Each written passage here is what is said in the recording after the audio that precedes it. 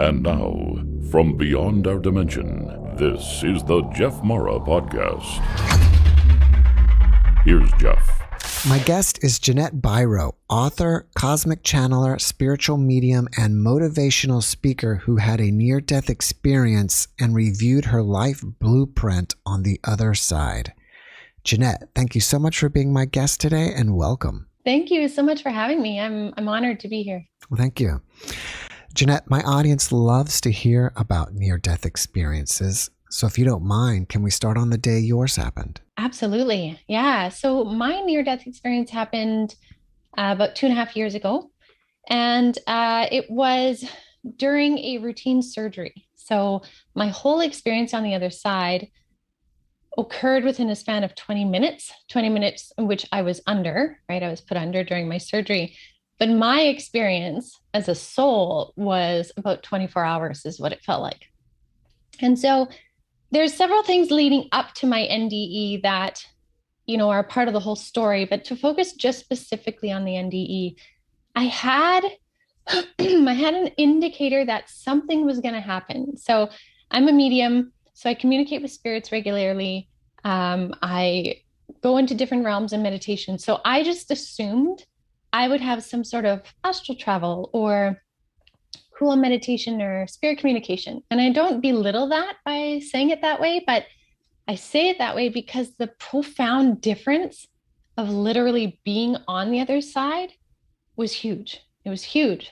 So I get wheeled into the OR, and I remember as I'm getting closer, I'm getting more and more and more excited. Now, I have to say my level of health at that point was very, very poor. I had been hemorrhaging a ton from my menstrual cycle, and I would hemorrhage way more than I could possibly make back. So my blood volume levels and my iron levels they said you can't get a minus number, right? You should be at a minimum of about 100 ferritin level. And I said to my doctor when we were at 1, I said, what happens when I go minus? And it was like, oh, it doesn't happen. I ended up minus, right? So really limited. And I say that because my physical body was not rah, let's go. But there was something in my energy that was feeling like a kid about to go down on a roller coaster when you're really excited, but I didn't really know what. And so I remember I'm laying there on the hospital bed or the gurney, and the doctor says, okay, we're going to get the gas man here to put you under. And I just started giggling, and I've had surgery before, and I'm not usually excited before it, right? And so they put me under, and I have to then fast forward to the end and then come back because they put me under. Then the next thing is all of a sudden I hear, I'll just start at the beginning. So they put me under. Then I am popped out of my body, and I'm walking on the most greenest grass you can imagine. Like, we're talking like perfect summer grass, and I'm walking bare feet, and I can see the grass in detail, even though I'm walking upright. Like, if I focus on the grass, I see the grass and the blades and everything in absolute detail. And it feels just fantastic on my feet. And I'm walking on it, and I look up, and the sky is this most beautiful summer blue ever. And my grandmother is with me, who was in spirit. And I knew right away that I was literally on the other side. I wasn't just having some astral travel or a spiritual vision or experience like I do in my mediumship. I was literally on the other side. And it is that detailed as if I was to tell you all about Egypt, and I said, hey, here's the food from Egypt, here's some videos, here's the music, here's this and this and this. If you've never been, we could talk about everything, and we could know a whole bunch about it, just like mediumship. But until you literally plant your feet in Egypt at the temples and you're standing there, it's a whole different story. And that's what it felt like on the other side. And so I'm walking, and I come upon this beautiful picnic scene. And I can see the tablecloths, the kind of like red checkered tablecloths. There's food there. And it is this most beautiful family reunion with all the different souls that I have had in this lifetime, I've been with in this lifetime and lifetimes before. And I knew all of them. And I remember giving them these most beautiful hugs, these hugs that were just the closest thing on this planet is like when you hug a child, like when a toddler runs at you and throws himself into your arms. And in that moment, you are like so engulfed in this purity of love, is kind of the energy of the hugs and the reunions of everybody on the other side, from my grandmother, my grandfather to uncles and aunts. And then, like I said, people in past lives. And I remembered sitting on the table at one point talking to someone from a past life. And it was just as simple as, so how has it been for you? What have you been up to? What have you been doing? And it's like with each soul, it was like just picking up where we left off, whether it was still in this lifetime or lifetimes before. And so I spent what felt like hours in this place, reminiscing, laughing, joining different people. Like, again, the idea that, do we see our loved ones on the other side? 100% do. And it was the best reunions ever. And so after that point, after what felt like hours, like a whole day into the evening, then my grandmother came and got me and took me to this completely different place. And we ended up in this white room with a white, big, giant white boardroom table and white walls. And then there was these windows, and that outside the windows was like galaxies, or the edge of creation, the edge of the universe, the point in which it is being created. And my council, my personal council, which we all have a council, is standing around this boardroom table. And the guy to my left rolls out this giant blueprint. And I kind of laughed, I remember, because I was like, this looks like blueprints on Earth. Like, this is what you guys have? But what was different about it is on my blueprint, there was this center line, this kind of iridescent white pulsing line, which was my lifeline. And we were looking at a chunk up until the point of where I was. And so we were sitting there and we reviewed with my council everything I had done in my lifetime up until that point. And we went through it all, and there was all these understandings and kind of making peace with it, like a life review, which I've seen other spirits have, but this one I was doing with my council on my blueprint, which I hadn't seen. And then it was that point, at that juncture point where I was, that they said to me, they're like, Ginette, do you want to come back? Like, do you want to go back to Earth? And I remember I had this feeling inside of like, well, yeah, absolutely I do. But it wasn't a fear. It wasn't like, oh my God, please let me back. I have to get back there. It was just this like joyful soul passion to come back. And I said, well, yeah, absolutely. And they said, because you don't have to.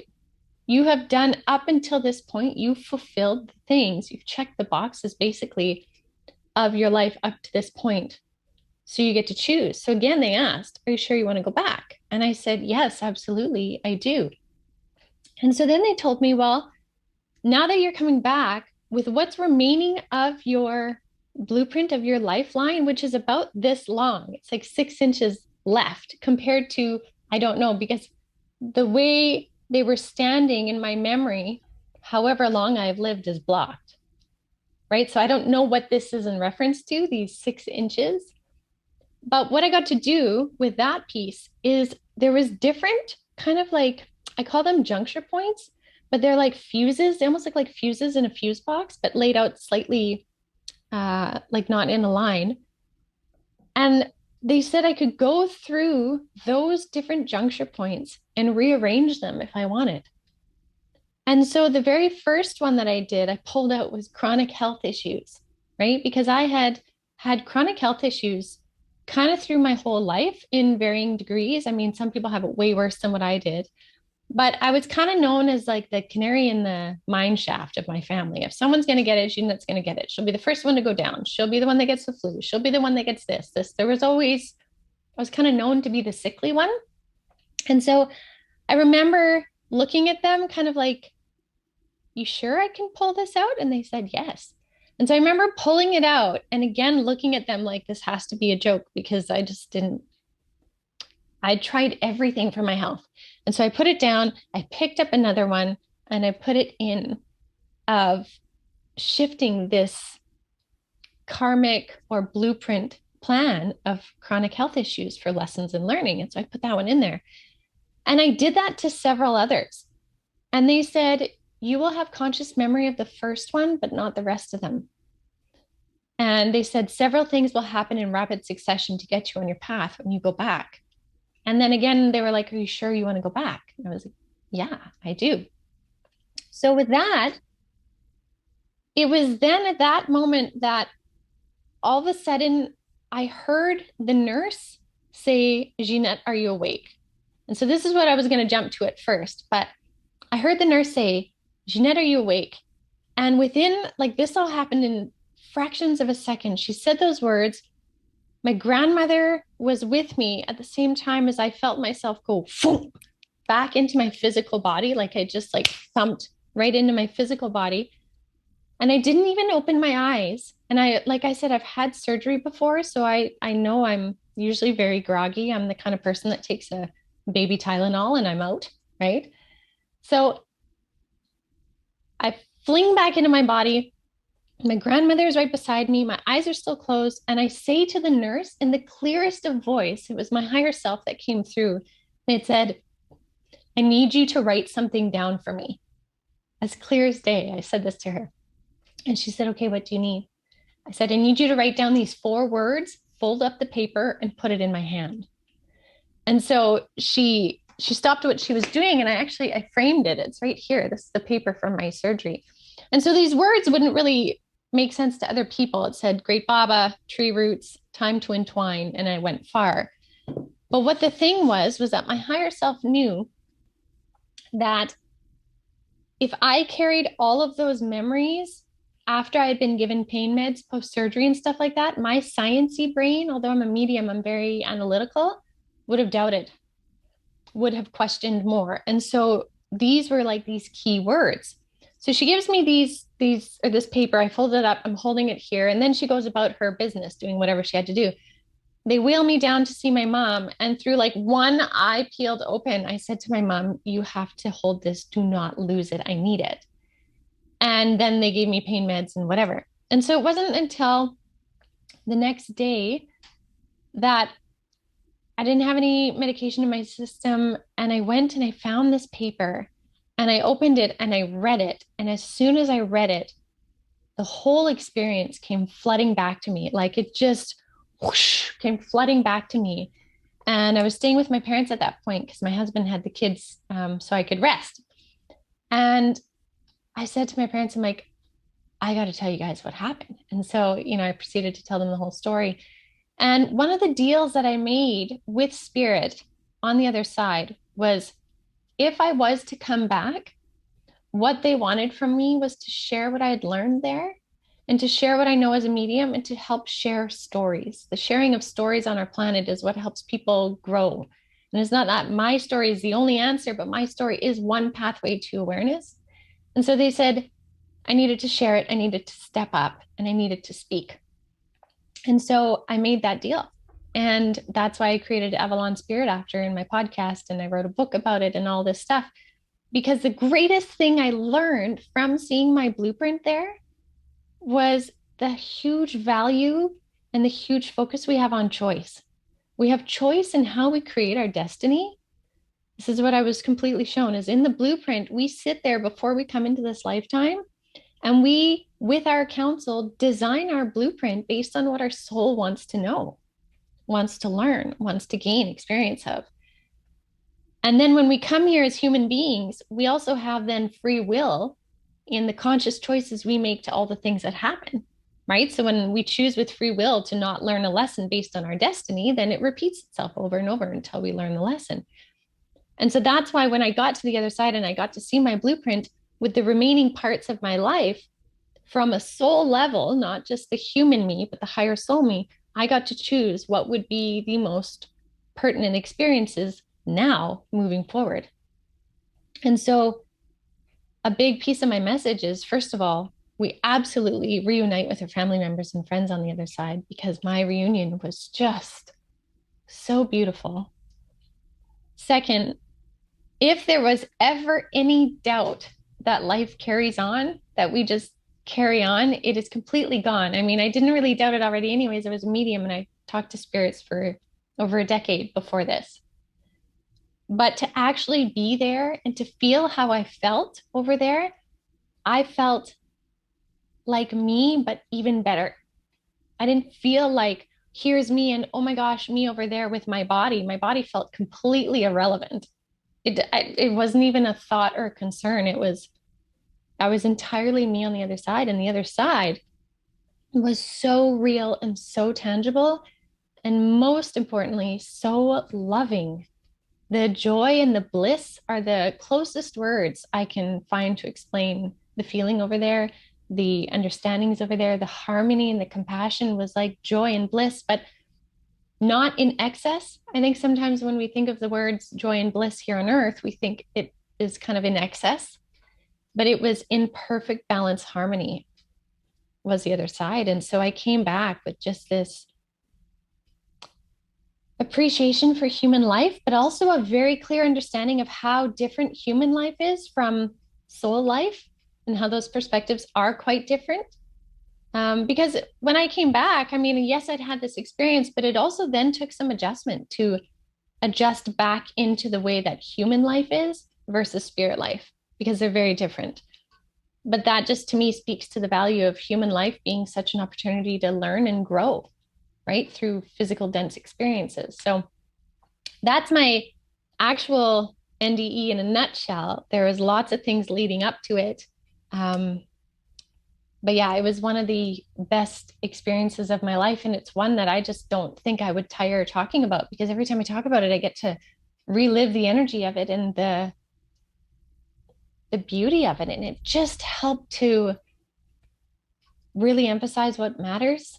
And what matters is what we do with our life here, how we choose to be in every moment, in every situation, and how precious human life is because of what we can gain in terms of soul wisdom in a life experience, which is why when they asked if I wanted to stay, I remember thinking, well, I have already invested so much into this lifetime. I don't want to start new.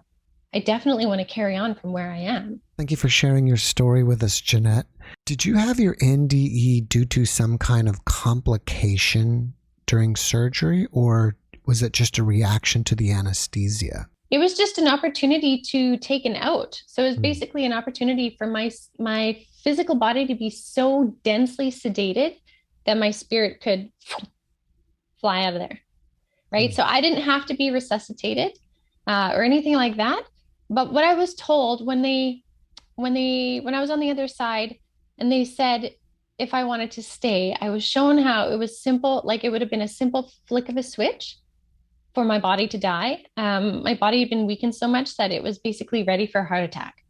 And so some of the things leading up to my NDE was like heart issues, heart palpitations. Like my heart it would have been just the easiest flick for them to have me have a heart attack in a somewhat routine surgery and them not to be able to revive me. It was that easy. It's interesting that you say that, because one of my guests told me before that you're giving the opportunity of different out points during your lifetime, whether you want to take them or stay. Would you feel like that it's true for you? Absolutely. Yeah, we definitely do.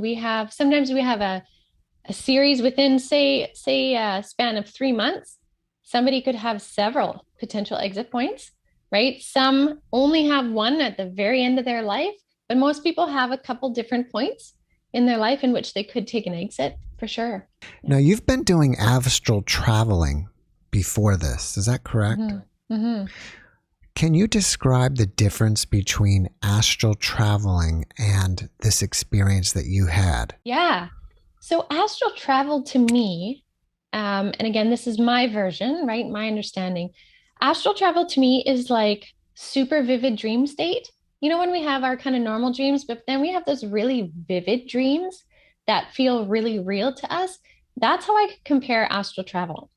And when I astral travel, sometimes it's because spirit takes me somewhere, it takes my consciousness somewhere.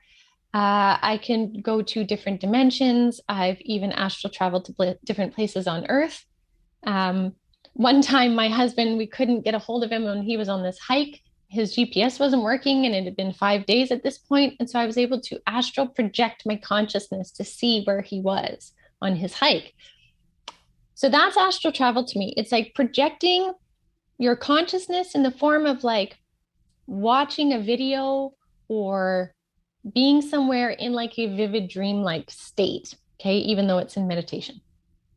Whereas being on the other side is like being feet on the ground, feeling the earth. It feels as real as anything tangible in the 3D. And that's what's really different. Anytime before I've ever been near the doorway to the other side, if I've helped walk a soul to the other side, helped a soul cross over in mediumship readings, I could never get closer than 3 steps in essence before this doorway. Anytime I would go closer, my soul would be propelled backwards because it wasn't my time to go in. But my experience being on the other side, which you can only really get there if it's at a potential exit point, was so 3D tangible. It is completely different. It is as visceral as, again, I just keep saying 3D. It's like as real as you being in your room right now and what it feels like to be in your room, to touch, to smell, to hear. It's like that.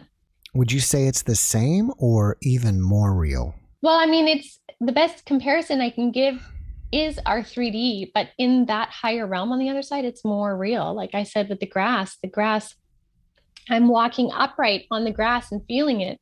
But as soon as I want to just look down at the grass, I can, with my eyes, see the grass this close, right? Like it's like kind of, I guess, like we would see in some sci-fi movies when people have like super sight or super hearing or super senses, like that's all the norm on the other side. So it's super tangible plus more. Everything is more amplified, but again, not in excess, just in fullness. When you met with your past relatives, were they like light beings or kind of like translucent, or were they solid physical beings like us in 3D world? They were, I guess I would say they were like us in physical world, but more. So it's almost like they would be us, but brighter, right? With brighter light. Like if we backlit somebody, right? And you were talking to them, it would kind of be like that. But yeah, they were very real and tangible because everything felt real and tangible. Plus more, everything radiated this light, this energetic light and love was radiated from everyone. What about their ages? That's a really great question. So my grandmother, when she passed, she was much, much older, late 80s, early 90s, actually. But she came to me in the age around 60 something, 68, 69, right? Because that's my most memorable time with her. My grandfather, for example, he looked to be like he was about 35, yet at the same time, he was still my grandfather. So it's kind of this, it's beyond visual, it's more soul knowing. So that's what's kind of hard to explain. There isn't quite the language on earth to explain that because it's both at the same time. I think you said that you met people that were there from other lifetimes. Mm-hmm. Was there anybody that you talked to that you had completely forgot about? And then you said, oh, Sue, oh yeah, I remember you now from when we were in ancient Rome or whatever. Yeah.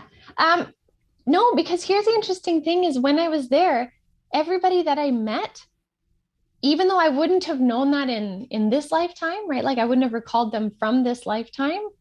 As soon as I saw them, I knew exactly who they were. And it was like carrying on. It wasn't kind of like, oh, I forgot about that. Or, oh, who knew? It was kind of like, well, of course. It would be the same as seeing my parents. When I see my parents walk in the door, I don't forget that they're my parents. I just know that they're my parents. So it's kind of like that on the other side. It was like all the lifetimes of people are still so ever present in our lives. They're not forgotten. We're not disconnected. We're completely connected always.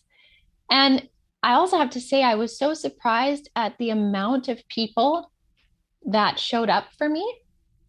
And I don't mean that in kind of a negative, like, poor me, I'm so glad I had people there. It was more like, I didn't realize, again, how interconnected we all are and how every time when people cross, there are people there to receive them, right? Like sometimes souls can't see it. So they're kind of stuck in a little bit of dark, but it's kind of about metaphorically looking up and seeing who's around.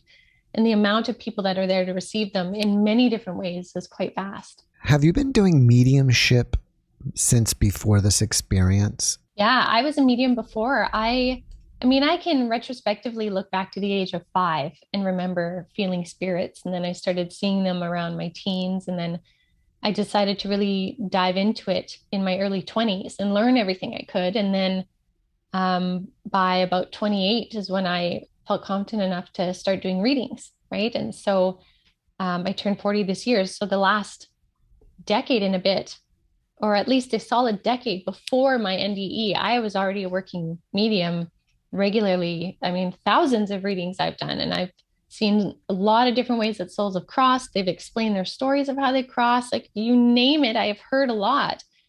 And so I assumed I had a really good understanding of what it was like to actually be on the other side because of everything I had seen, right? But it was still so much more. And it was so even bigger. And it was so vastly different in the sense of more and whole and beautiful than even what I'd seen in Souls Crossing Over. It just propelled me to, like, you basically, the saying I say is, you couldn't tell me what happened didn't happen. There's no way I could doubt that point of death now after what I've seen. Right? Like I always knew we went on, and then mediumship taught me and showed me we went on, but to experience the ease in which we do move on, like that transition is just right there. It's inspiring beyond words. And I wrote a book about it. You would think I would have the right words. I still struggle, and anytime I talk about it, to try and find the right words to express the enormity of it, and how we are here on this planet for a time to learn and grow and do a thing. And then we return home. And that's another thing I could say is the other side is ultimately home. It feels like home. It feels like the source of things. Like, that feeling when we come back from a trip and we get home and the smells in our home and all that is comforting. It's like that, but more on the other side. I think you called them your soul council that was showing you your blueprint. Would you say that those are your guardian angels, or those are people that are part of your soul family? It's a little bit of both.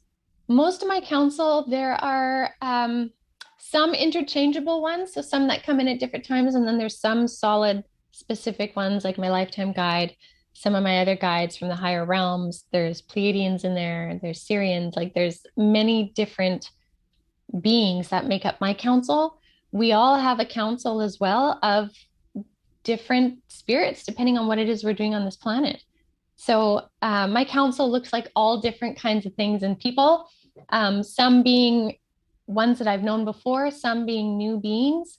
My grandmother was there as such an honor. She's not necessarily part of my council per se, but to me, it was just an amazing gift that she came through to kind of be the one to usher me over there and then also usher me back. Like, that was just a beautiful, heartfelt thing. But yeah, my council was made up of many different, like the one to my left when I was reviewing my blueprint was like probably 8-9 feet tall, right? Like a big, big, huge being, kind of a guardian of the gateways of going in and out and when I astral travel and whatever, all that kind of stuff. That's pretty cool that you said that they're Pleiadians and Arcturians. Do you feel like you were a Pleiadian or an Arcturian in a past life, or possibly you're a starseed? I definitely think starseed, but I almost hesitate to label that because does it really matter? And I say this because, I mean, yes, it does matter. Some of our origins matter because it helps us know who we are. But we have been so many different things in different lifetimes. Like, many people have been human, predominantly human in most of their lifetimes. Others have had, say, predominantly Pleiadian lifetimes, and then they're here on Earth, and humanity to them is really hard and foreign. I have had many different experiences in different ways, different beings. One of my lifetimes, I was a cedar tree. I mean, that sounds crazy, and that can go a whole different tangent, but the soul wishes to experience things in various levels, different perspectives, some being from the stars, some being different things on this planet. I've had many, many human lives as well. Syrian lives, like Sirius star system lives, Pleiadian. So it's unlimited really. So that's why I say like we are all of those things. And at this moment right now, I'm having this human experience, which is what is most pertinent. Can you tell us what Pleiadians and Arcturians look like?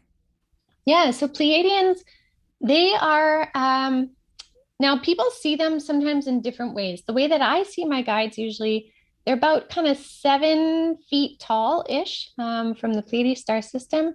To me, they always have a bluish tinge to their skin tone. So sometimes it's lighter, like really, really faint, kind of pale.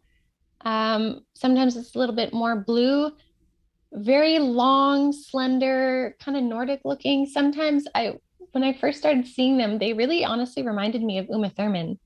I think she's beautiful, but they kind of had that same face kind of shape. By no means am I saying Uma Thurman is Pleiadian. Okay, it just kind of looked like that. So they're really quite tall, very kind, very, very gentle, but wise. I mean, they have already ascended. They're an ascended civilization, which is why they're helping humanity grow and ascend.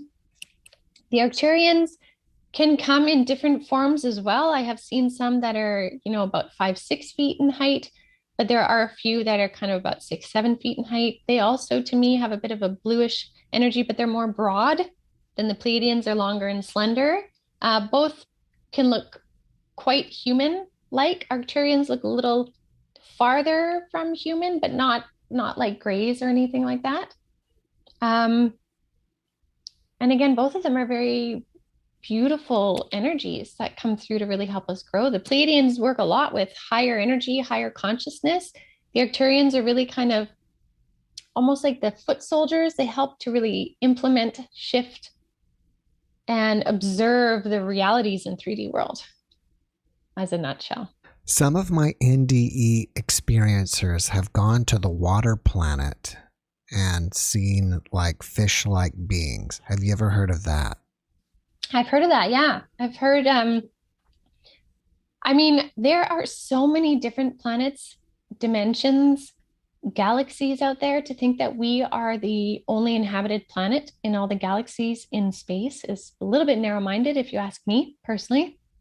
So if we think of the complexity of organisms just on planet Earth is vast and we don't even know about it all, there is that times an unlimited number in the galaxy.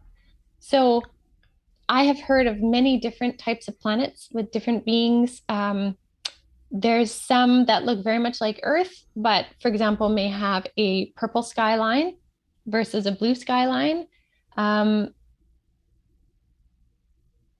Yeah, the water planets too.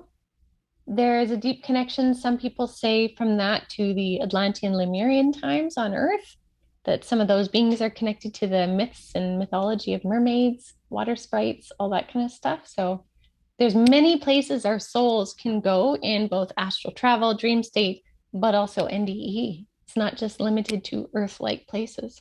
Do you have any new abilities after your experience that you didn't have prior? Yeah, so I have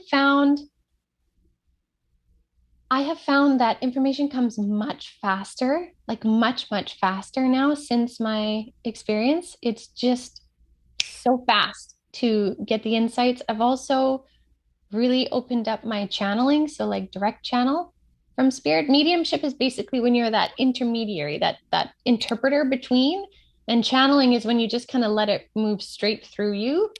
So I'd had that happen a couple times before my NDE, where spirit would come in and say, can I just speak straight through you instead? And so you kind of just shift your consciousness a little bit to the side, and then they just move through you.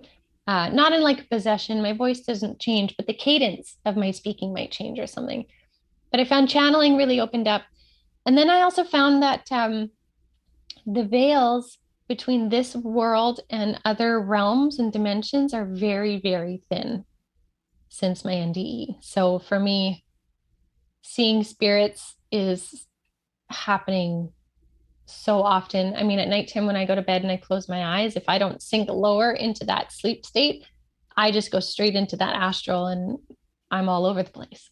Has it affect your dreaming? No, actually, I found my dreaming has become even more clear and I'm much more interactive in my dreams. So if my dreams are going a certain way, I was talking to my daughter about this just the other night. If, say, I'm being chased by a bear in my dream, I can easily be like, hold on, this is dream state. I'm not really up for being chased by a bear. Can we switch this? And so I can switch it. So I'm very conscious even in my dream state now, I find. So I find that NDE helped me create these stronger bridges of communication to different realms, different states of consciousness, but also grounding here on this planet. It also helped me really ground into the energy here on this planet. Previously, you said that you feel like you've been a medium since you were 5. I feel like sometimes something has to happen in somebody's life to give them that ability. Do you recall, or is it possible that something happened to you prior to that that kind of gave you that ability of mediumship? Yeah. So I think I had a natural ability coming into this life based on what I was supposed to do, right? To be able to bridge these gaps between consciousness and mainstream, right? Like bringing that conversation into being. So that's part of it. But when I was about 7 years old, from the age of 7 years old to 13, I had, and I wrote about it too, actually, in my book, but the short version is I would get sick once a year and I would have 2 fever episodes in that illness. So within a span of a day or two apart, I would have 2 fever episodes. And what I learned after this in one of my channelings from Spirit, prior to my NDE actually, was in these fevers, my body, Spirit was heating up my body so that the particles would vibrate fast enough to bring in this higher consciousness to be stored in my cells so that at the proper time that I could sustain that frequency, that information would be awakened and would be given to me in the form of mediumship, connection with higher realms, all that kind of stuff. So I would have these fevers with these episodes where, I mean, I spent a week in the hospital in grade 2 because they couldn't figure out what was going on with me. It wasn't seizures. It wasn't any kind of episode. I had brain scans. I had the whole thing. The doctors had no idea. And the one thing they did say, which they had no reason for why, which Spirit explained later, they brought that message through the doctor, was they said, we don't know what it is. It's something that happens in her fever and she'll outgrow it by the time she's 13. But they didn't know what it was. So they didn't know how that would be. But sure enough, at the age of 12 and a half, I believe, was when I had my last fever episode. And in those episodes, what would happen is my consciousness would be shrunken down from how it is right now in 3D, all the way down to the atomic level of my being. So I would move through realms, basically, or size or consciousness to the atomic level within my cells. I'm talking like electrons and proton size. I would go that small. And that was pulling all that consciousness into my cells. Then from there, I would expand at such a rapid pace to the size of universal consciousness, which is when my body would just go completely rigid and I would start screaming. And so my parents would see this happening and be like, what is going on? And I would start screaming. I wasn't conscious. I was in another realm completely. And then I would come back. Crying is when I would come back into consciousness on either my mom's lap or my dad's lap. And they could never figure out what it was. But Spirit said that they were coming in to bring in as much of this higher consciousness that I would access later once my physical body could hold a higher frequency.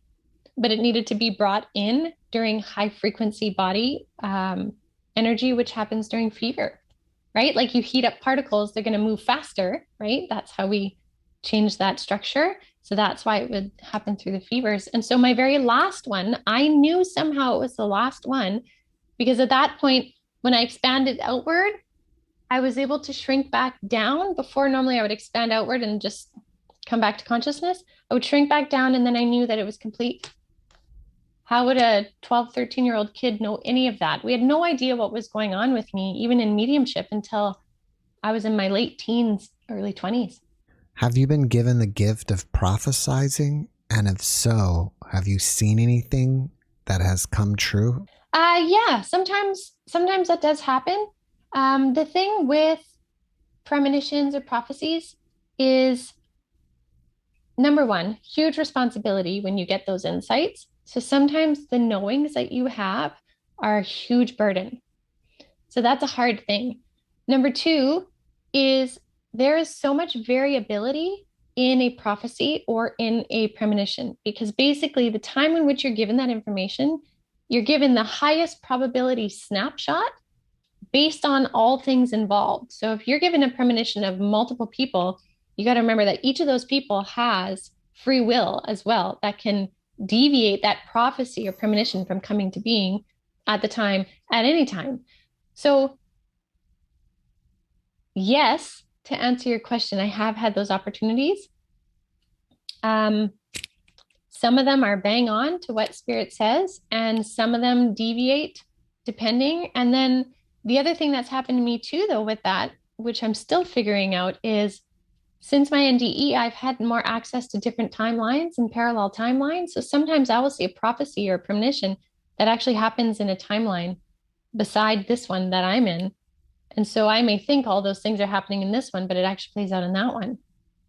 Right? So many levels of complexity. Have you seen anything for 2022 that you can share with us? For 2022, we're actually currently right now in the midst of merging 3 different timelines. They've showed it to me like a braid. So we take 3 timelines that are kind of overlapping each other right now, being braided in really tightly so that they become one timeline. We're merging 3 right now. So there's still variability in that. But what we're going to see this year is more action from Mother Earth, right? So we're going to have more temperature changes, earthquakes. And I know we do see that, but we're still going to notice a higher increase of Mother Earth activity for sure. We're also going to see more rebellion and revolution, was their words, because of the higher consciousness, that a lot of people have stepped up into this higher consciousness, meaning they're going to take more action on it, which then also causes a reaction, right? So we're going to continue to see the polarization of oppositions or oppositional thought, which will create that revolution and rebellion. But we're also going to get much more communication from Spirit. So more people are going to be noticing they have either more vivid dreams, more clear spirit communication. Maybe they're actually seeing spirits. The spirit world wishes to come in to communicate with people more to help grow their ascension. So we'll see that more as well. I mean, there's a lot of potential things floating around right now too, even with like Russia and the UK, but nothing that is like grounded yet. Nothing that's fully pulled down yet. How can others connect to their purpose and their guides without having direct access to the other side? I think one of the biggest things is becoming more intentional with your daily why, right? Like the more that we, first of all, get to know ourselves and start to really feel into who we are, like, who are you? Like, what are you about? What is your why? Why does it matter that you have this job? Or why does it matter that you do this? Once you start to know your why, you get to know your resonance, your personal frequency. And then when you know that, when you have a handle on that, anything that comes into your world from the world around you, you can apply that to your resonance and see if it aligns with you. And what that does basically is it helps you live in a tighter awareness of who you are and align your life as such, right? So when we're busy distracting ourselves from self with everything else outside of us, we're missing the point. So the best thing people can do is dive into self. That can be diving into what brings you joy and what is fun for you, because that is equally as important as the tough work of diving into triggers. Why are you triggered by this? What wound needs healing? What situation needs to be let go? All those kinds of things. And when we balance out those two, we can be in better alignment with self. And at that point, we become manifestors and intentionally living our soul purpose. So, I mean, people can do that through meditation, they can do that through spiritual work, but really, to simplify it, it's get to know who you are and why. And if you don't like something, how can you shift it? And how can you add more to who you are? All right. Do you feel like we're shifting into 5D? And if so, when do you think that we will fully shift? That's a great question. I think what we have already now, the way I've been shown from my guides, is we have two platforms. We have a 5D platform and a 3D platform. 4D is kind of like this highway between 3D and 5D. So 4D is where there's a big mix of higher vibe energies, but also pesky lower vibe energies that really play on 3D world. So what we've noticed, instead of 3D and 5D being like this on top of each other, they're actually slightly removed. It's the best way I can explain it. And we're seeing a greater divide now between 3 and 5D, so I guess what I could say is we already have 5D on this planet. We already have a lot of people stepping up and living from a consciousness of 5D, as much as we still have people in 3D. So living in 5D consciousness, we still live in a third dimensional world, but when we live in fifth dimensional consciousness, we recognize our connection to everything in 3D. And when we recognize that from a fifth dimensional consciousness, we know how we can shift and change, alter our perspective, our reality, our health, our bodies, all of that. So the more that people open up, the more people will jump from 3D onto this 5D platform, but they're already both here right now, but they're very divided. So in terms of when will we completely step into 5D, I don't think I would be able to even get a snapshot of that yet, because I do know that from 2020 to 2024, my council has been saying that we are going through 100 years worth of growth in those 4 years. So if you think of how much growth we had throughout 100 years on our planet, we are condensing that into 4 years right now, and we're right in the middle of it. And so I know for this year, we are moving forward in that. We are seeing a rebalancing of polarities, a rebalancing. It's not balanced, but it's rebalancing. But how fast we get there depends on everyone's free will choice. Like every single human on this planet has a hand in how fast we grow and ascend right now. And so to give a date or a time is not possible because there's so much free will involved in it. But there is a push for 100 years worth of consciousness and growth squeezed into these 4 years right now. So the more people become intentional with who they are, the more people that get to know who they are, clean it up, clear it up, and then come back to collaborate with others, that's how we shift even faster.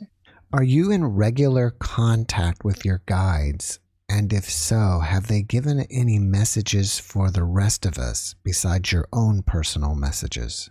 Yeah, so I talk to them regularly. Let me just see, actually. Let me see who's here. Just hold on one sec, okay? Let me see. Yeah, okay, fair. It's the Pleiadian Council, which is with me. They've been with me since this year started. Last year, I had these 3 guides. They called themselves the 3 guides of the light. They were light consciousness. They're still there, but the Pleiadians are really, really present this year. And they're saying that's because, again, this communication with spirit, they want to communicate with people so that people feel held and supported, first of all, but people also feel like they have resources to higher consciousness. So their message, what they're wanting to bring through is have a willingness to really open up to who you are. Have a willingness. And they're showing me this like heart space really opening like this. They said all the secrets to the universe happens through the heart space. We have to go through the heart first to access that consciousness. So they're saying, be willing to open up, be willing to try on a new idea or a new thought. You don't have to like it or agree with it, but if you're willing to try it on, it allows you to measure that soul frequency against your own. So they're saying, if nothing else this year, have a willingness to expand your consciousness and explore it. All right. Well, you mentioned your book. What is the title of your book and where can we find it? Yeah, absolutely. I have it right here. It's called Avalon to Aurora. And you can find it on Amazon. You can find it on my website, avalonspirit.com too. And it does come with a journal also if people want that. But it's a book about my story. I talk about my fevers. I talk about my surgery, my NDE, the lead up. But it also has information in there about how spirit stuff works. There's kind of a rundown on how spirit stuff works. And then also questions that my guides wanted me to bring through to ask people kind of as a review at every chapter, right? Like they're lessons from the other side to help guide your life here. So all of that's kind of wrapped up into this kind of storytelling of my story. So yeah. All right. Well, you have the book. You do public speaking. You're a medium. You do channeling. Do you have anything else going on that you want us to know about? Yeah, absolutely. I teach there's two things. So I teach a Lightworker mentorship circle. I have a level 1 and a level 2. And that's really an opportunity to help people open up to their own psychic, spiritual, intuitive gifts.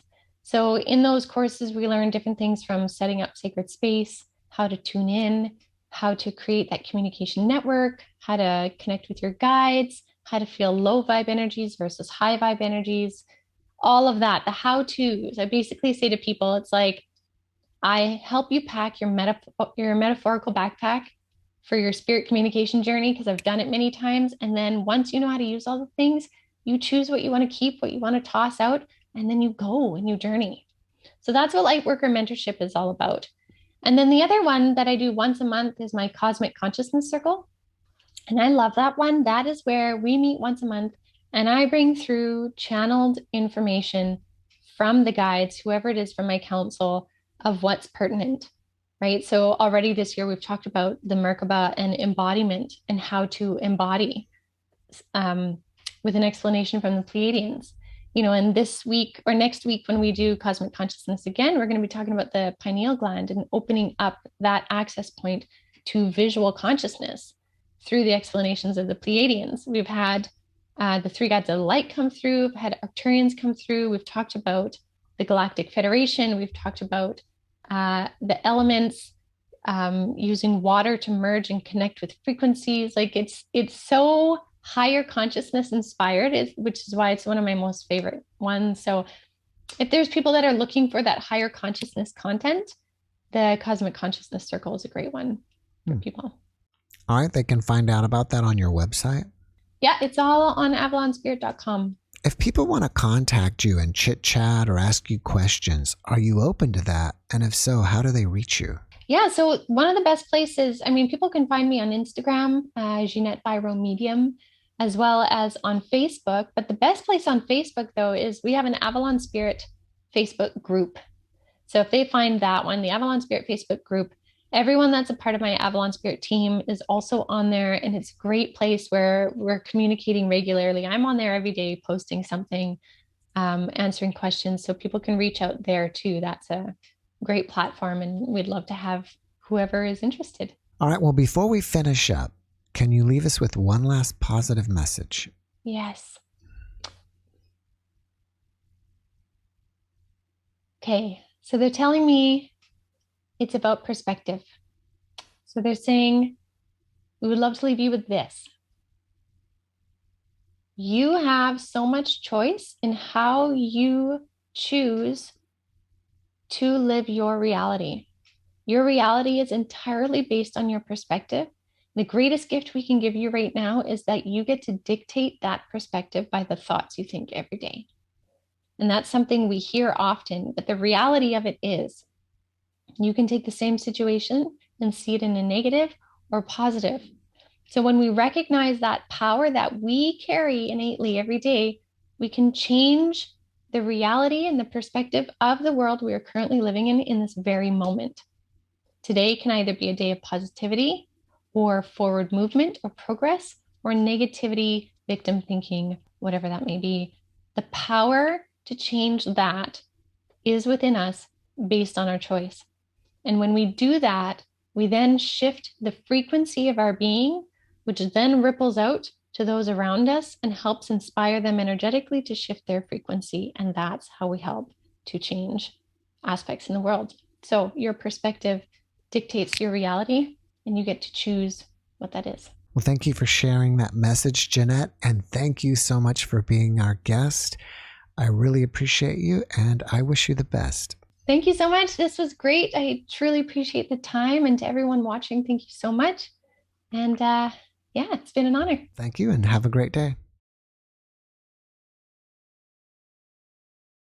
Thanks for watching the JeffMara podcast. I really appreciate you. Another way to show support is through YouTube memberships. And if you do, there are loyalty badges and other perks depending on your level of membership. All you need to do is click the join button underneath the video to find out more. Thank you for your support.